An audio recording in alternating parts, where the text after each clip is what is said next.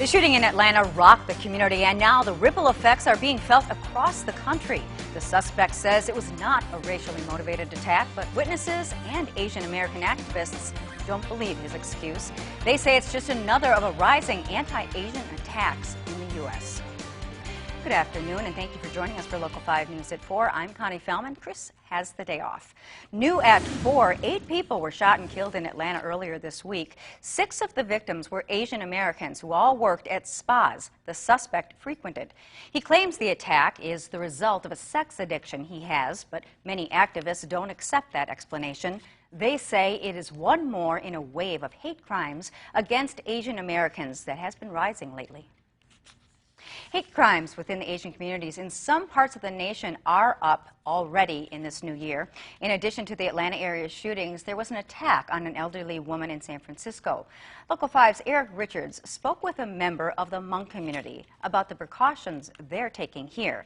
And we want to warn you that some of the images in the story might be hard to watch. Violent attacks against members of the Asian community are increasing nationally. One of the latest involved a 75-year-old woman who said she was attacked by a man while walking on a San Francisco street. The woman said that she was hit and she attacked back. From what I could see, Wilson, she wanted more of the guy on the stretcher, and the police were holding her back. That woman reportedly fought back, sending her alleged attacker to the hospital. This comes after shootings at Atlanta area spa locations that left 8 people dead. 6 of those victims were of Asian descent. Our communities have been so scared.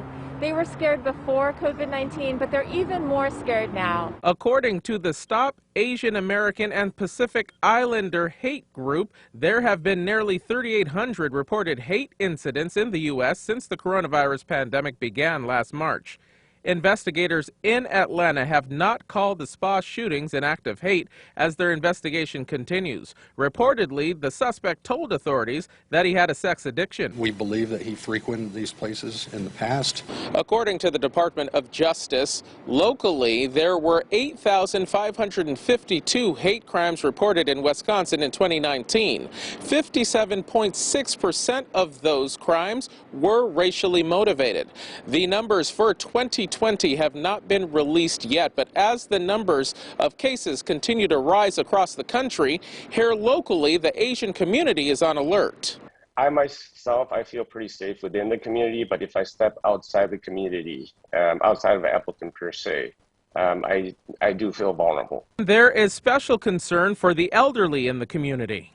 Within the Hmong community, the message has been that if you have an elderly parent or a relative, that if they're going to go out to the grocery stores or in public in general, to not go alone. In Appleton, Eric Richards, Local 5 News. Thank you, Eric. Appleton Police Department released a statement about the shooting in Georgia saying that hate has no home here. In coronavirus